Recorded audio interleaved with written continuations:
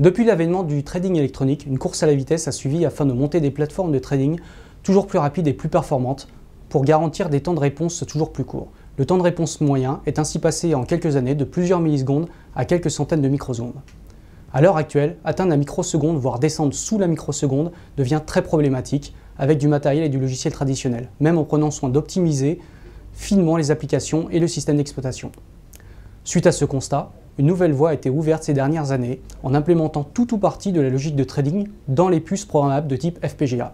Ces puces sont proposées le plus souvent sous la forme d'une carte de développement comprenant une interface réseau, une sortie vidéo, un port PCIe, ainsi que plusieurs autres options.